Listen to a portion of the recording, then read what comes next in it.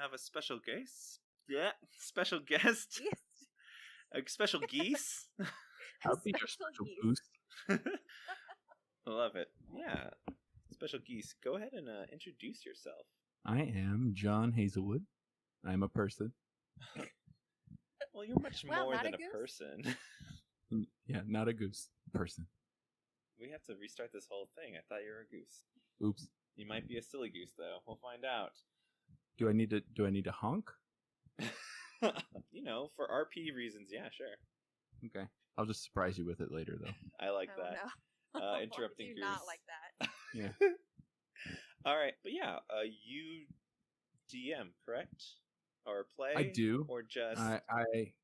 Well, I have, at the moment, which is more than I can really do, I have 3 games going on weekly. I DM one of them, and I play in 2 more. Although the one I play on Saturday, I'm like a special guest NPC that's been there for sort of an extended amount of time, but I'm not like really in the party, but I'm in the party, but I'm not really in it. But that's been going on for a couple months. And so, yeah, I do that.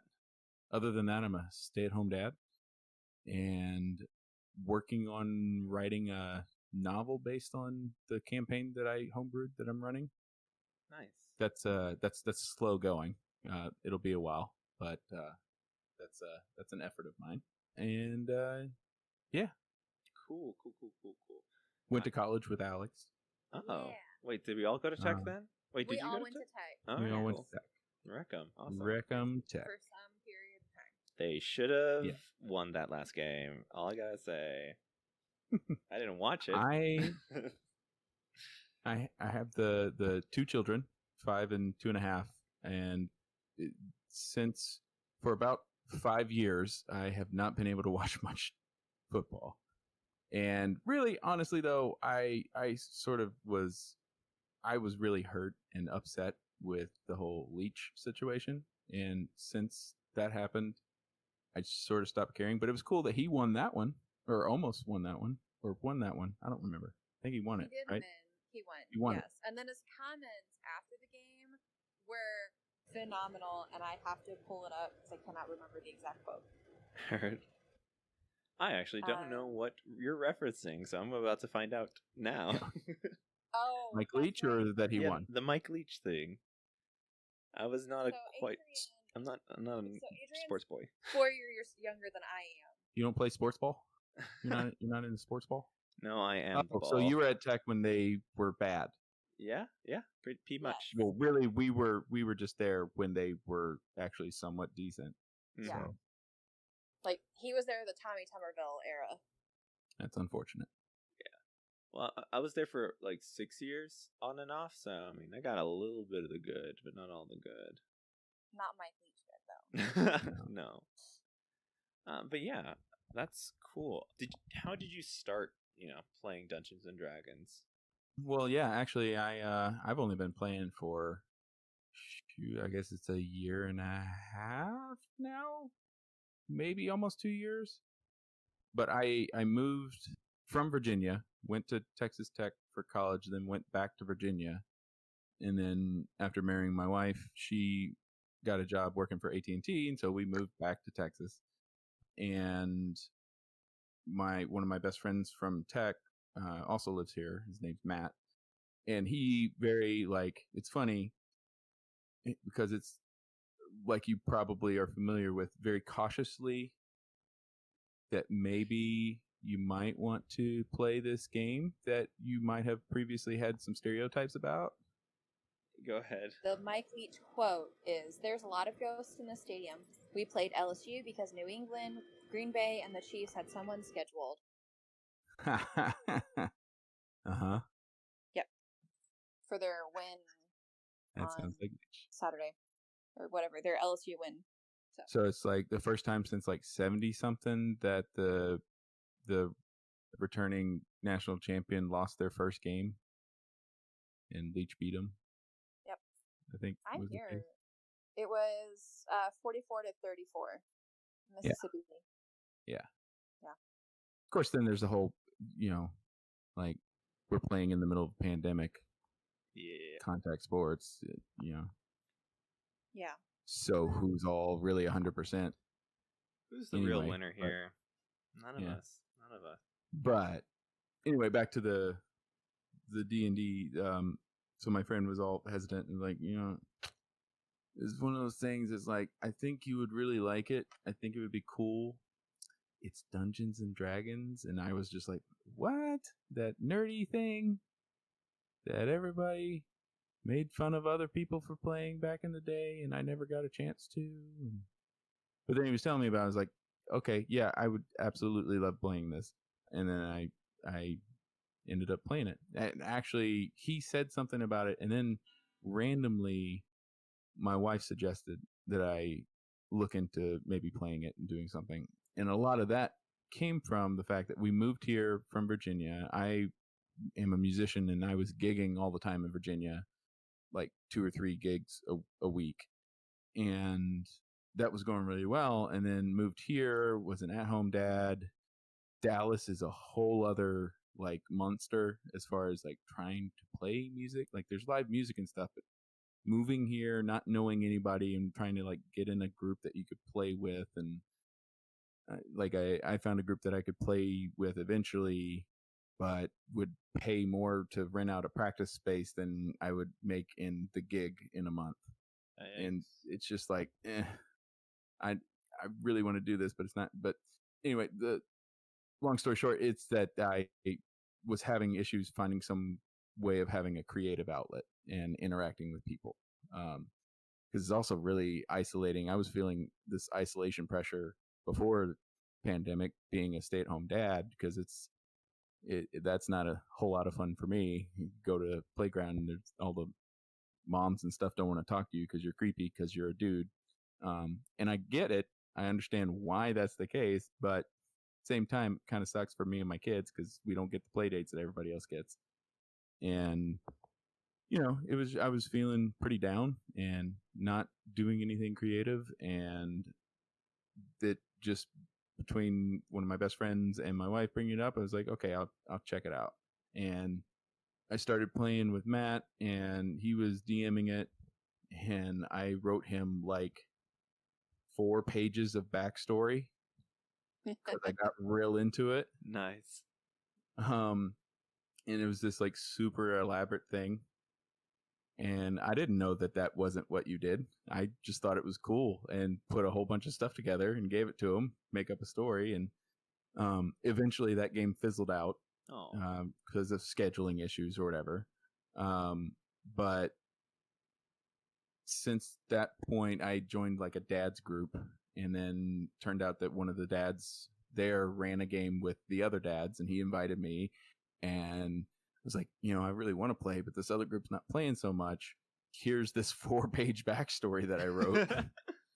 He's like, dude, you have to play him in my game. You have to come and bring him in, that sort of thing. So I did that, and eventually got to where, I think this is another one of my symptoms of ADHD, where I just talk a lot, and I have a hard time not injecting myself into the scenario when I'm playing.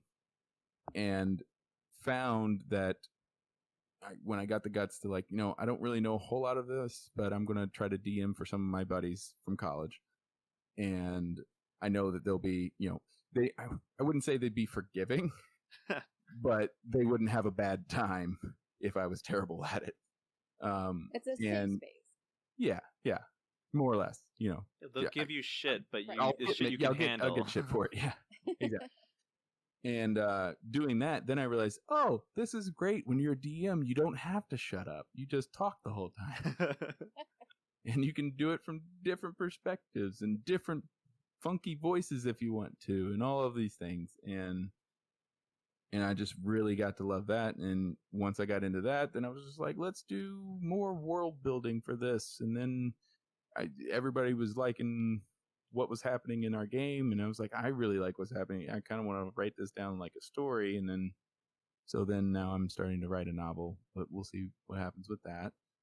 And yeah, it's just been a whole lot of fun. And I dove into it pretty fast because it's one of these things that I could be super creative, but I didn't have to have everybody else doing it with me right now, but I get feedback once a week on how I was doing with it. And with the understanding that they're creating the story too. I'm not giving them a novel. There's that whole conversation about running a game for people as a DM is railroad and sandbox and all that. And well aware of that. I was super afraid of just railroading everybody early on to the point that I made it like too sandboxy and nobody knew what to do. And that was the whole learning experience of just diving in and just doing it, and you figure it out.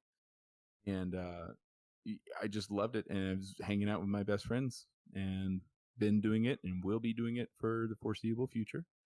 Though I'm probably going to tone it back to just playing in one and running one for a little while, because life be cray.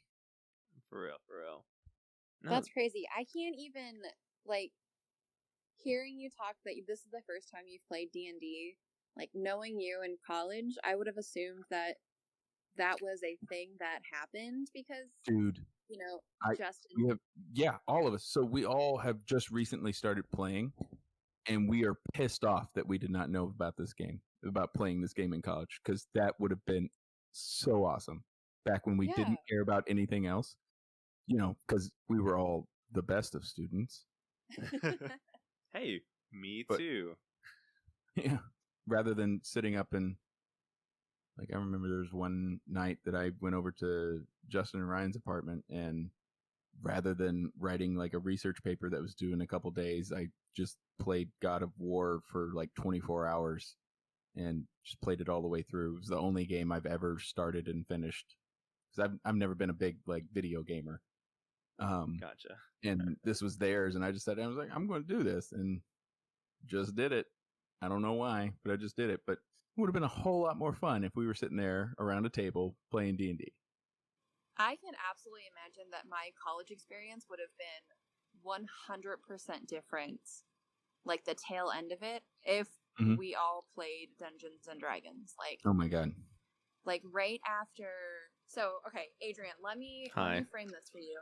This was like the people for the first 2 years of my college. Like, these were my people. So if I get nostalgic about college, it's not anything else except for them. And, like, they're the group that introduced me to Firefly. Like, wow. I know. I remember going over to your apartment and watching the first episode and being like, oh my god, this is it. Mm-hmm. And then binging it all and being like, okay, where's more? And they're and 3 days later, then we're mad because it's over. Yep. And so, like, I just can't. I think that's just so funny that was a not a thing. And I ended up playing, like, after y'all left, because I started going to Hatters and then playing Pathfinder with a new group of friends. But, the same group that's still sitting in the, like, foyer area of the student union. Like, that was still my spot even after everyone left. And that new group of people that came, that's who I played Pathfinder with. And, like, but yeah, Adrian, this is like, John for me brings back so many like warm memories that I'm about to cry right now because I'm talking about it. So I'm gonna stop. Feelings. They're the best times for me too. We had a really good group. Not to sit here and try to make you cry more, but we had a really good group of people. Do it. It's good content. The funny thing is that most of us were like, it was the Going band that brought us all together to start with. It was. And most of it was the saxophone section of the Going band, because like 95% of us played saxophone. You're right. I forgot. And yeah, I mean, everybody, George, Justin, Ryan, Michael, and me, and Jack all played saxophone. God, that's a whole other thing. I know. I know. We can. Yeah. Off podcast. I won't do that on podcast. Yeah. Cool guy. Cool guy. And then Matt played trombone. You were in color guard. Jana did color. No, she was piccolo. Yeah. Lindsay was color guard, right? No, she was piccolo too. She was piccolo. Yep. I think it was saxophones and piccolos and a couple Kodak. Yeah. Oh, man. It was like from the first day of band camp, we like sat together in the sub, and then we had lunch in the sub from then on until we all left, basically. And that was it. Yep. It was the one spot. So Adrian, like, I have one spot in the sub, but that's where, like, even if I were to go back now, that would be where I would want to sit. Like, just instinctually. Like, that's the only place I had lunch. We're in the sub. On my off period, that's the only spot. Well, it's right outside the music building in the sub. Oh, is that like corner by the hallway? And the Allen, like right outside of the Allen Theater. Okay. I'm feeling it. Of course, I'm having to remember because they remodeled it while I was there. Yes. And they now remodeled they the sub. furniture. Of course they do. There's no way it's the same furniture. That would be gross. I just remember napping on those couches sometimes. Oh, well, that was because they were new. That's true. They were new. Although I guess in college you nap almost anywhere it's somewhat soft. Oh, man. You try your best. Yeah. Anywhere. And it didn't even matter. Anywhere I could sleep, I'd fall asleep. But yeah, so I mean, it was great, and everybody there was like the fun nerds. I mean, Justin was the nerd. Justin was super nerdy. Is still called him nerd. We called him nerd. Like that was his name. And he didn't even like bring you into D&D. He wasn't that nerd. He didn't play. He hadn't played. I started playing before he did. He played WoW. Oh, they were all wowers. But Justin was the one who, at some point, literally tried to reverse his sleep schedule. Famously goes well all the time. Yeah, and I think I don't remember how. I feel like it was a week, maybe 2 weeks, that he managed to do some of that. Yeah, like I said, we were all wonderful students in college.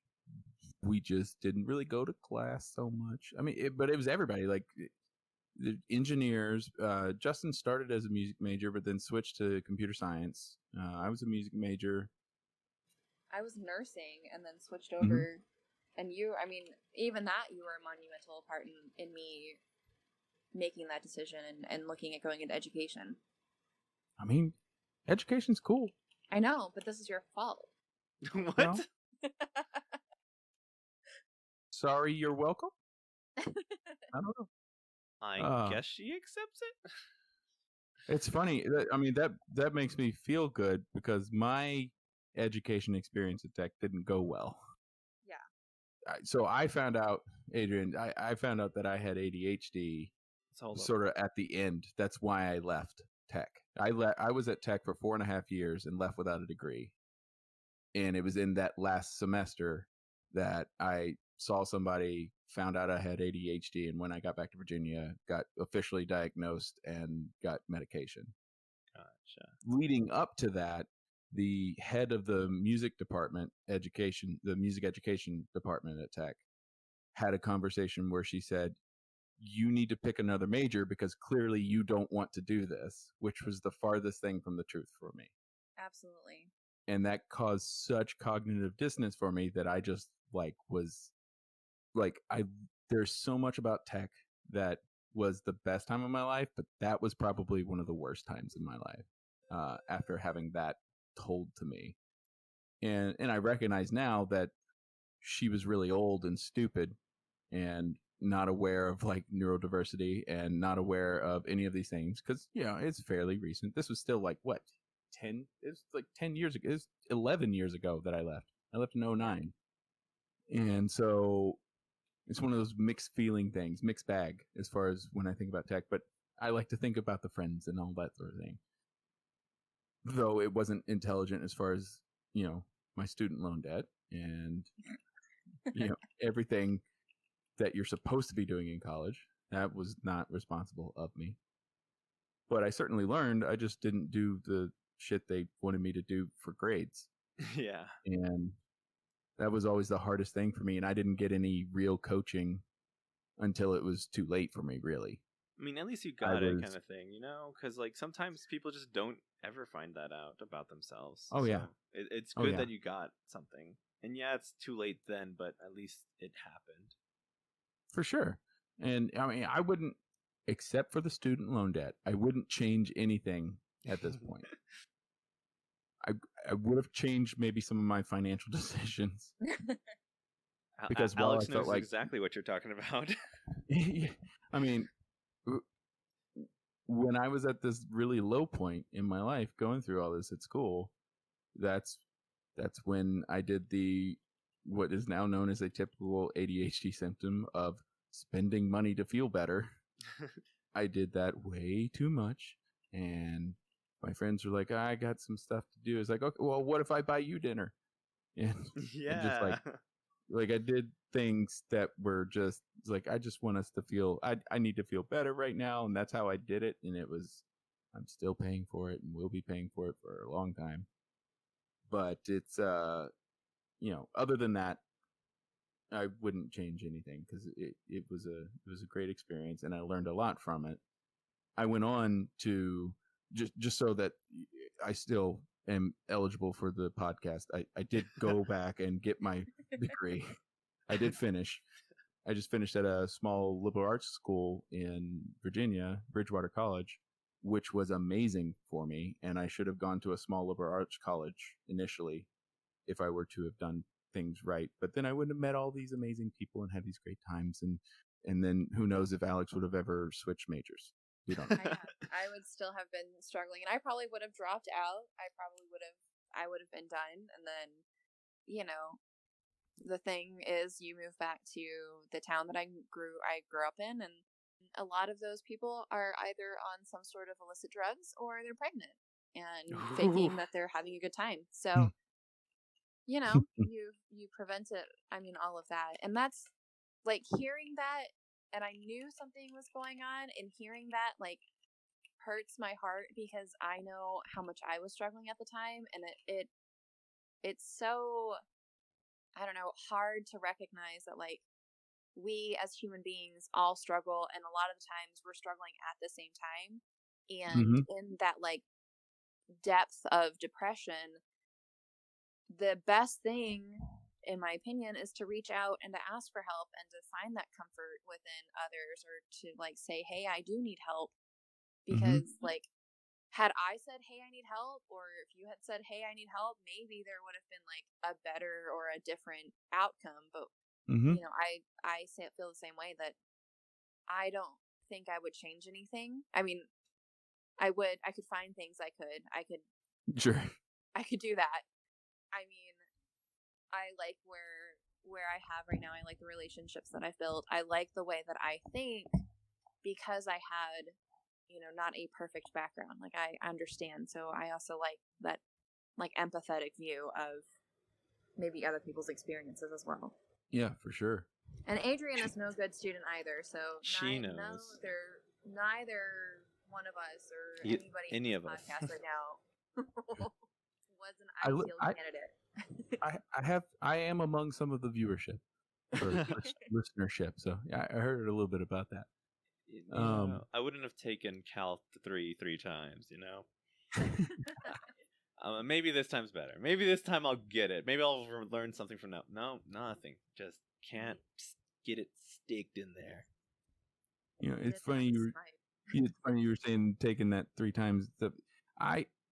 This is one of the things that when you go through this whole process of you're here now, thinking back about where you've come from, and especially looking back through different lenses, one of the biggest things that I remember that should have clued someone in that I had something like ADHD was in high school. I failed algebra like twice, like straight up had an F in it twice, just plain algebra, and then took it for summer school where it's hyper focusing on just algebra really quick, and had a straight A's like through the whole thing, and nailed it and understood everything. It was great because it was like so freaking slow on going through it through the year because they're just like, these different variables, and you're like, okay, and then you have to do the same thing 20,000 times, and I already got it from the first one. And then I didn't want to do the homework because that was boring as hell to me. And so, but then I'm in summer school and I can just do that and do it all the time. And I finish my homework before I get done with school and that sort of thing. And it was great. But yeah, I did the same thing. Like I failed algebra. I remember freshman year or whatever year I had to do it. I don't remember. Yeah, freshman year. And I was, that makes sense. Oh man, I completely forgot about that too. Have you heard our ad? What's it called? Alex? No. Okay. Never mind then. No, I haven't. I've been reserving my listens to me pumping myself up to write the transcripts. Heard. Because I don't know how many times I can hear my own voice without wanting to jump out of a window. Heard. Okay, just make sure you write these transcripts in your basement or first floor. This is, I think it's just really interesting that y'all kind of got into it in the past, couple years, and I've kind of had it since my, let's say, I was 6 or 7. My nerd ass dad kind of did it because he played Dungeons and Dragons in college at Tech. They didn't get very far. Apparently, he just kind of, I don't know if they were drinking or smoking, but they just did that while playing D&D, and then they just ran in the tunnels underneath Tech. That's what they did. I always wanted to find those. That was my life dream. He was even supposed, I vaguely remember there's a fraternity that I joined that I won't name because what I'm going to talk about is the things that likely would be considered hazing, but, it wasn't really because it wasn't, but I guess maybe it was, but no one cared. I don't know. Yep. Anyway, we did a whole from this. I still have your kazoo. I have a kazoo that you guys did for the fundraiser. I still have it. I find it every once in a while, and I have kept it for whatever reason. Cool. I don't have a kazoo. I have my board. I think a swag kazoo. Gotcha. Yeah. Has their letters. Their logo. Has their letters. It's on there. Gotcha. Kazoo. Interesting. Those things that people use for fundraising so they can buy more of the things to use for fundraising. Yep. One of those. Gotcha. Candy bars for candy bars. Got it. Yeah. So I just remember one of the things in the process of getting it, there's a scavenger hunt, and the whole idea is you're learning about the school and where you are and all these things. And one of them was we were supposed to meet someone by the entrance to the tunnels, and I remember that we went there and having a conversation about what that was, but I could never remember exactly where it is, what it looked like, or how to get there again because it was at 2 a.m, and I was a freshman and everything was new and crazy. But I don't know. I always like going in tunnels for whatever reason. And I always wanted to do that, but I never got to. My dad got ran out a couple times apparently. And they lost one of their friends. He's done. He's got caught. Run. So he was a lot more of a hooligan than I was. Then he just became an old man, and now he's a teacher. I believe that's what happens to most people. You get old and become teachers? Well, no, but you start out if all the old people talked and could remember and talked about what they did when they were younger, it would be this. It's how did you get here? How did you become this old person? How does that work? And that just is how it works. It's just, you just get older and you did stuff that if you tell the story right, it sounds really exciting and crazy. But, it's just what everybody does, more or less. Yeah. Although I know a few people who definitely didn't do that. They work in a library. Yep. No, I just think it's because now it took me a while to get out of college, so I was there for a while, and I just kept playing D&D. That's when I first kind of came back, and now I'm doing this on the side. It's ridiculous. I don't know what I'm doing here. I'm having my existential crisis right now. No, I'm fine. Do we need to do we need to like actually roll for initiative or? Ooh, I don't know my stats actually. I didn't bring my character sheet. Can Make you them up. That's roll what for most people initiative do. against like mental things though, like mental attacks? I mean, technically, who they would- usually have a Psychic sneak. damage. Yeah, the psychic. I guess, but yeah, but what would our enemy be? The man. I don't know. damage. I Well- on my road trip back here, I was thinking about how do I like. There's stats for physical things, like you could definitely measure your own stats with dexterity and constitution and strength and all that stuff. But how would you do that for like intelligence and wisdoms? Because like, there's not really a set bar for that. Because like everyone has their own specialty kind of thing, and charisma, like beauty is like in the eye of the beholder and all that. So like, how do we statify those things? Well, but the ugliest of monsters can have the same charisma as a beautiful thing, because it's like it's a force of personality. Yeah, true. But what do you mean roll for those like? So like for strength, there's set like bar you have for- a carry load. Like okay, Mhm. so I could figure out my strength stat if I am able to drag or carry this amount of weight, and I can figure that out. For constitution, I think I don't know, just eating a lot of hot sauce. I'm not sure. I had to figure this one out. There was Holding there's your some breath, or yeah, exactly. There was some stat that Or I was like trying pain to tolerance. think. Yeah.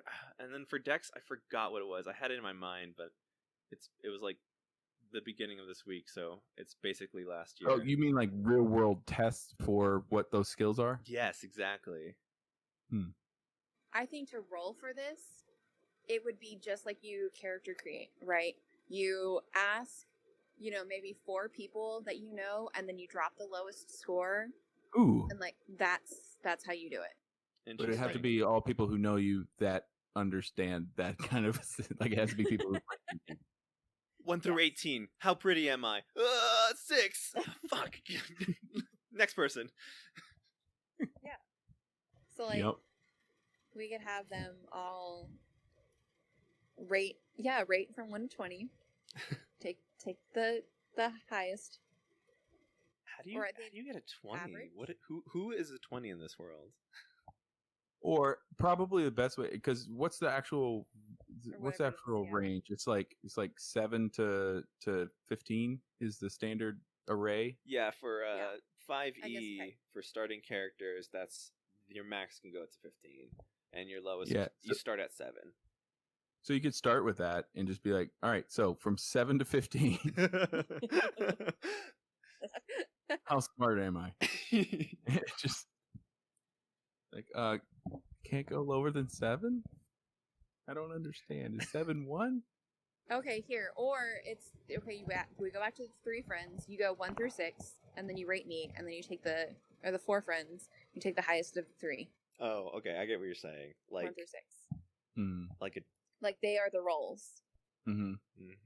I get you, I think. Hold up. My ticker's tinking. You take the top 3 and that's your stat. Is that what you're saying? Yes. Gotcha. Like the D6s. Okay. Yes.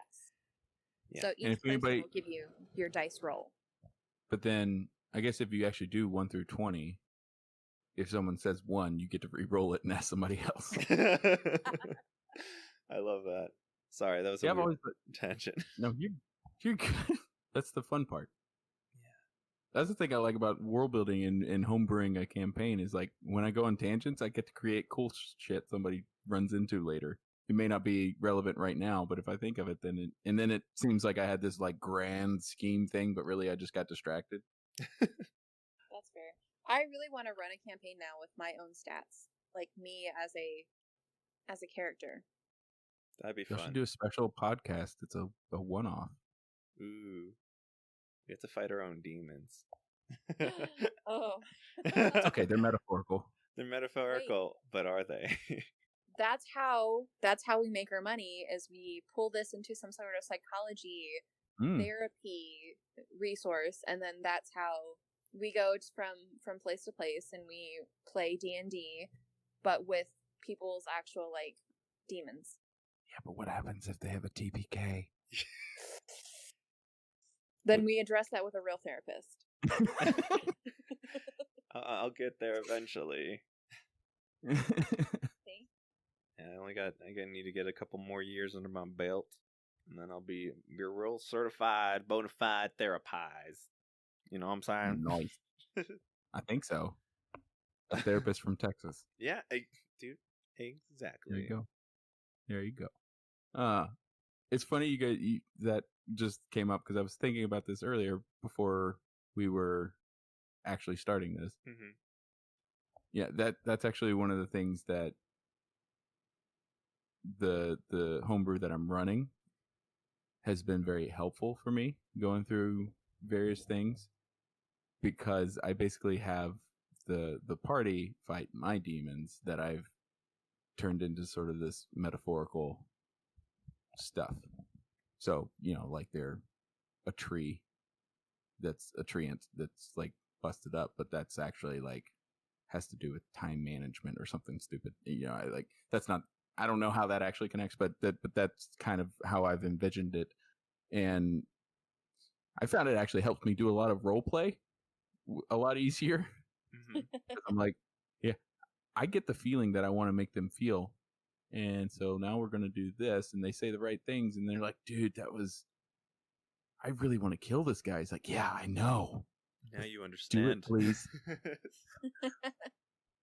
But I think that would even be interesting. And then, okay, so doing some reverse psychology on yourself, I guess, creating a homebrew of the things that you're struggling with and maybe the situations that you're struggling with or something like that, and seeing how your characters interact with that entity, and then even having that translate to your own way of dealing with things or understanding the problem or different ways to problem solve whatever is going on.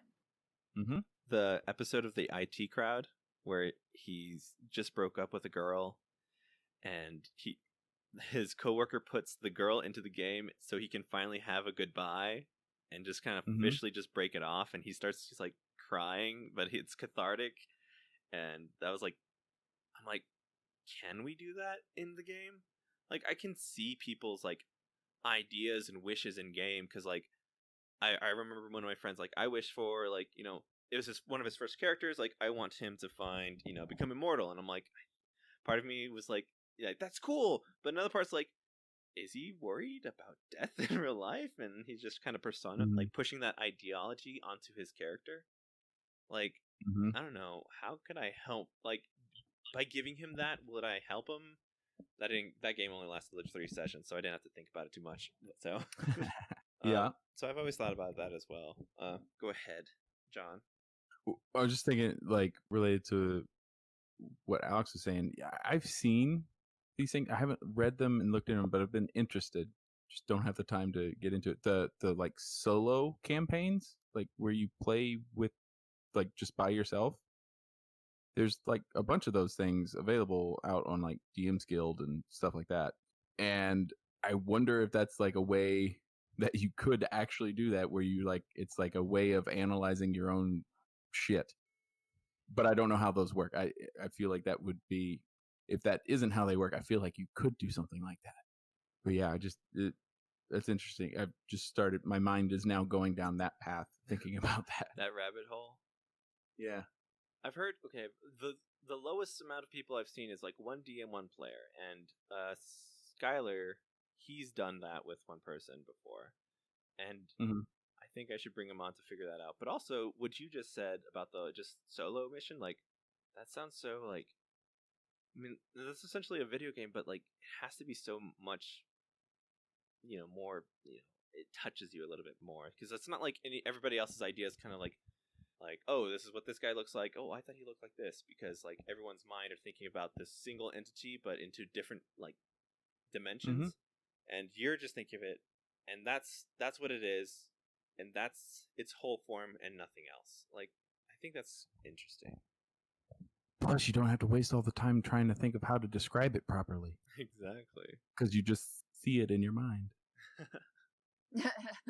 Sometimes that's the fun part, though. But now I've got my wheels spinning like that. I think would be a really neat way to incorporate therapy into, like D&D sessions, or having the ability to remove yourself just enough to maybe see how you do think about a situation, but it's low cost, right? I'm not worried really about things failing in the game because it's just a game. But for me to try to deal with a situation in real life, I have that worry that something could go wrong and then it would forever damage whatever relationship or whatever I was trying to do or repair.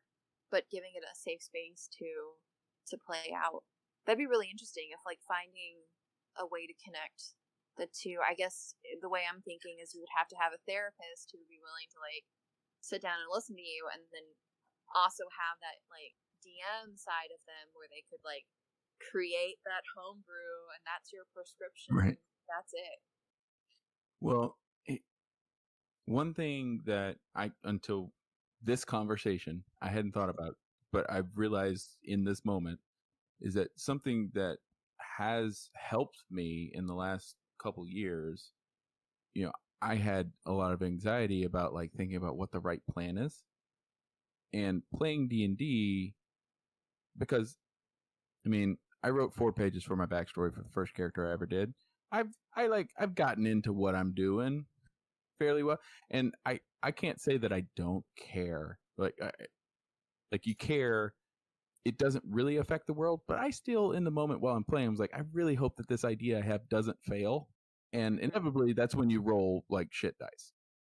Yeah. But then there's also these amazing moments where you crit on something that you really, really needed, but felt like it wasn't going to happen. And then it happens, and it's amazing. And it's great.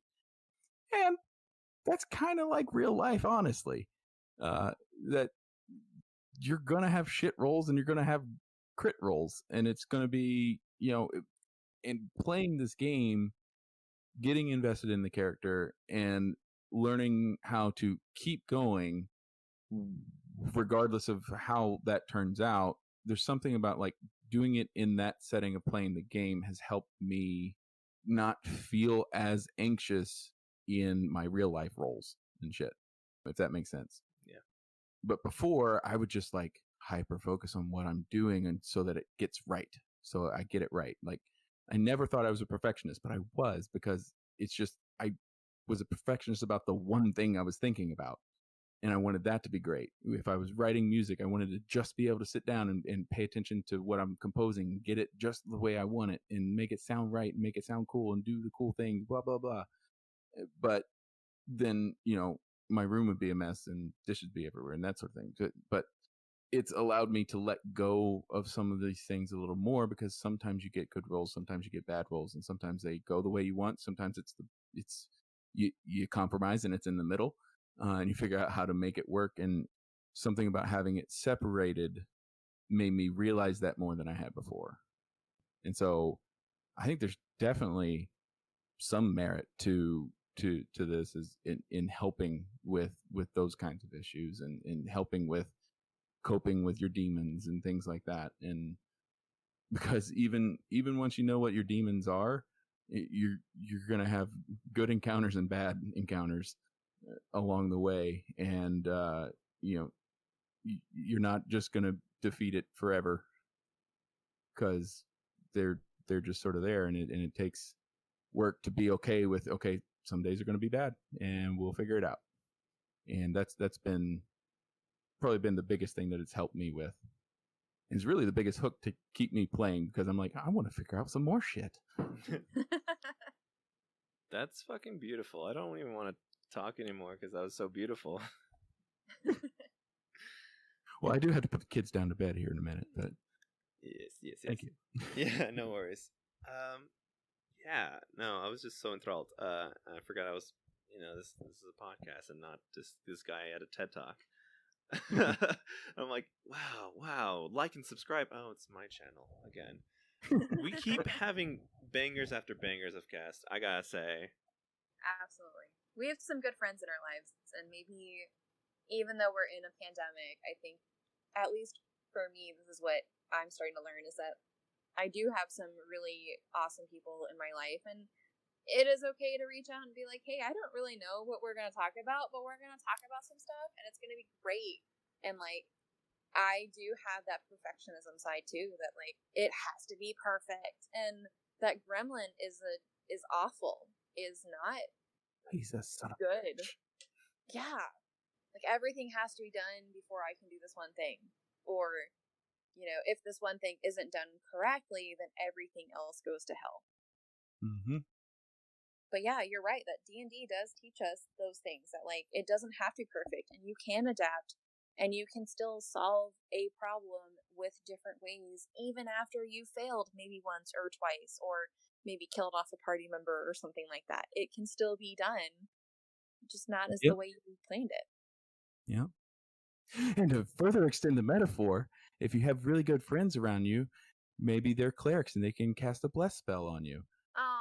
And everything's, and you get advantage, and they assist, and they do all these things to help you get better rolls if you keep all those people around you. And then if you have some other people around, they can cause disadvantage, and they can make things more difficult, and and it's all these different things, and it just plays out. But yeah, I have to say that I wasn't expecting to get as philosophical as this when you asked me to get on. We didn't either. But, okay. It's been fun. I really appreciate you guys having me on and doing this. Be happy to do it again if you want. I'm just, this is my escape from my day to day. So. Yeah, this was absolutely amazing. Hopefully somebody listens to this and we're not just once again screaming into the abyss. I'm telling. Today I'm streaming it onto. I didn't get to the D&D Twitch yet. I haven't configured that yet, but some people were like, this is the stuff that needs to be affiliated. So I know I'm like, you're too kind. She's like, no, it's really good. One day one day, but yeah, it takes time. Exactly. We're working on it. We're keep making it better every day, and that's that's what excites me. What's your favorite song right now, John? That's hard to say because most of what I've listened to is the Lion King soundtrack and Moana, and I haven't gotten to just sit and listen to my music so much. I don't know. The closest thing I've gotten is probably not a new song by any means anymore. Thunder. I don't even remember who it was by. But it's a song that my kids like because it says the same thing over and over again and just gets caught in my head. That or what does the fox say? I like that one. Now that everybody has that, they listened to the very end. They were like, "Yeah, we're here for it." And now we're gonna move with what does the fox say, and you're gonna have that strapped in your head. Yeah, you're welcome. Snarky Puppy has a new album out that I'm really excited to listen to, but that's another thing. That's actually a legitimate jazz group. Yeah. So I gotta go. All right, thank you so much. Well, thank you. Thanks, thank you guys. I appreciate it. No problem. You have a wonderful day. You too. See you. And to all our listeners, thank you so much for listening. Follow us on Twitter and Instagram at dndegreespod. You can email us at dndegreespod@gmail.com. We have a website now, so feel free to follow us there. If you just give it a Google search, Dungeons and Degrees, you should pull up our website. Have any questions, feel free to slide into those DMs. Follow and subscribe to this podcast wherever podcasts are found. Help us grow our listenership by recommending us to a friend and giving us 5 and only 5 stars on any rating platform. You should always only vote for 5 stars because otherwise a kobold will eat your children. Oh boy. Well, thank you so much. Oh, also, I finished up the Instagram. So we got an Instagram. So anywhere where DMs... Yeah. Anywhere where DMs can be found. Slide in, okay? We are ready. They're really dry. Come help us out. Come help us out. All right, and that's where we'll end. Thank you so much. My name's Adrian. And I'm Alex. Go have some fun.